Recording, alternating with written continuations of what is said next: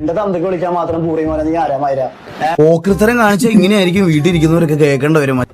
എന്റെ ഡാഡി ഒറ്റണത്തിനെ പറഞ്ഞു വിടില്ലട്ടാ. നിന്നെ പോലെ തന്തയിലായ്മ പറഞ്ഞ പിന്നെ വിളിക്കാതെ ആരെ പിന്നെ വിളിക്കണ്ടേ?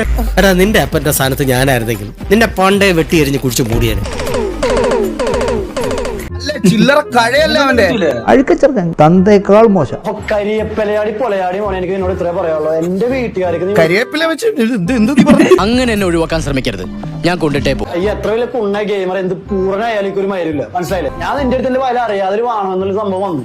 അതിന് ഞാൻ പറഞ്ഞ സോറി ഒരെണ്ണം കൊടുക്കട്ടെ സാറേ. നിന്റെ തന്ത എന്നുള്ള വാക്ക് അറിയാതെ എന്റെ വായിൽ വന്നതാ. സോറി അറിയാതെ എന്റെ വായിന്ന് വന്നു പോയതാണ് നിന്റെ തന്ത എന്നുള്ള വാക്ക്. നിന്റെ തന്തയെ പോയി വിളിക്കാൻ പറഞ്ഞത് അറിയാതെ വന്നു പോയ. ഞാനും അറിയാതെ തന്തയ്ക്ക് പറഞ്ഞു പോയി. കഴിഞ്ഞില്ലേ? പ്രശ്നം കഴിഞ്ഞില്ലേ? ഇത് നീ ചോദിച്ചു വാങ്ങിച്ചു. വീട്ടിലുള്ള ആൾക്കാർ തന്തക്കും മരുന്ന് വിളിക്കരുത്. വിളിക്കാൻ നിൽക്കണ്ട പൂറി മോനെ. ശരി, അച്ചിലോക്കി കുറിതൊട്ട വാണവേ. ചെറിയ വട കൊടുത്ത് വലിയ വട വാങ്ങിച്ചു.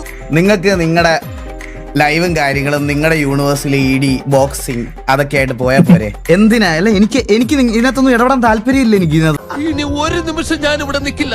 ഞാൻ അകത്ത് പോയി കിടക്കാൻ പോവാ.